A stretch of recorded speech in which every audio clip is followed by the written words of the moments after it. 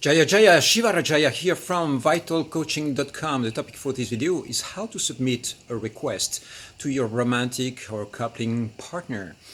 Very often you are going to be in a relationship and then suddenly there is something that emerges where you would like to invite your partner to check something or to change a certain behavior or do more of something. So what's really important when you want to submit a request is to check first internally, is this request or this invitation that I have for my partner, is this something that is going to help them grow, evolve, expand? Is this something that is going to benefit us all, both, or is this something that I am requesting because I want my partner to fit into my agenda? Okay, so that second type of request is something that is going to very often lock your partner, control them. You want them to behave in a certain way for you to feel safer, maybe within your own space, but also so that they become an extension of you. They start doing basically what you're doing or the things that are aligned with your own agenda. So this is really important because the first type of request, which is really expanding you both, is really something that is going to probably create an openness in your partner's field. And what this means is that it's going to be an evolution. Some of those things that you might be sharing with your partner, some of those requests might be sensitive, and that's okay. It's something that you can check first with them if they are open to receive sensitive feedback, sensitive reflection, sensitive request on a given topic. So how do you set that up? Okay, the first thing is you need to ask for permission. Okay, I mean, if you have been together for a long time, you already know all these dynamics, maybe you can bypass that. But most of the times, it's really going to help for your partner to be centered and very present when you submit your request. If your partner is making food in the kitchen and you are there behind them chatting and suddenly, oh, by the way, I would love you to try this and do that more, they might probably not be completely present to hear what you have to say. So it's really, really important that you get your message through. And for you to get your message through, it's important that your partner is really present and focused when you're sharing your request. So ask for permission, ask when is a good time for you to share that request. And again, I mean, I'm giving you a structure which is a little bit a little bit technical, but that's, I would say, the ideal way for you to be able to actually reach your partner. And then you sit down together. The next step before sharing your request is to make a mental note or write down exactly what you want. What is your request? What does it look like? And most of the times it's going to be 1 or 2 sentences. You go straight to the point. Here is what I need. Here is what my system would like to see happening.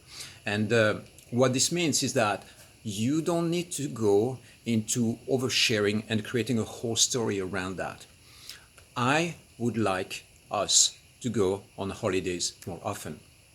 I want us to take a break from being on technology in the weekends. You see, those are very simple, direct requests. So you don't need to be like, you know how when I was a child and I went on holidays and all that made me really happy, and always when I come back from holidays I'm always like, and feeling really great about that. You don't need to overshare. You can go straight to the point so that you don't spend hours or long time over processing and oversharing what you want.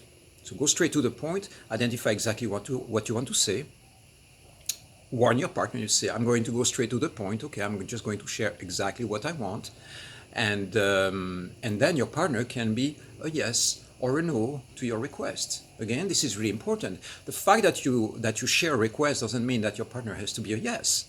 If you say, I would like to go on holidays next month, he might be like, sorry, I can't. I have other plans, or I have another desire.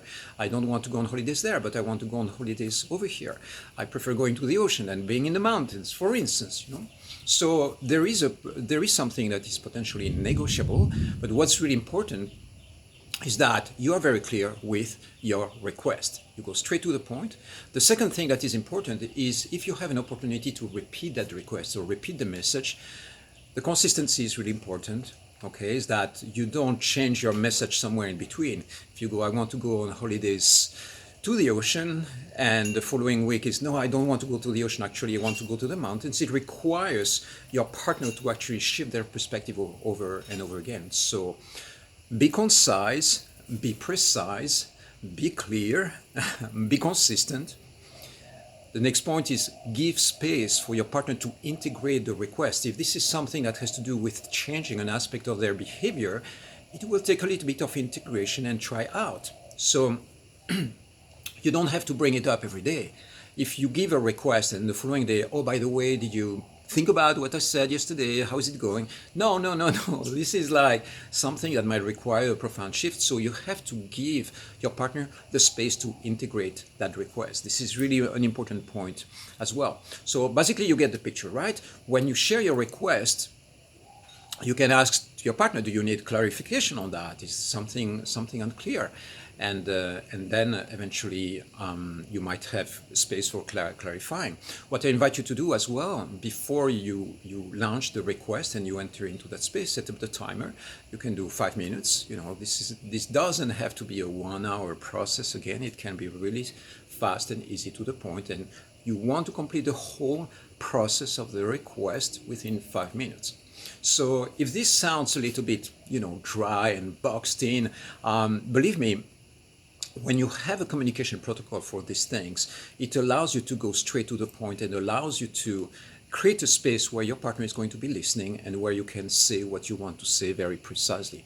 And that's going to change the dynamics. If you are just in flow and conversation, then what is often going to happen, especially if it's a sensitive topic, your partner might enter into reactive mode and push that away because he or she doesn't have the bandwidth to receive that information right now. Maybe they're stressed about other things, maybe not really listening, not really hearing what you're requesting, so they're not really present. So what I invite you to do is have really this communication protocol that you can establish in your relationship so that you get your message through, and eventually both of you are going to be way happier with that.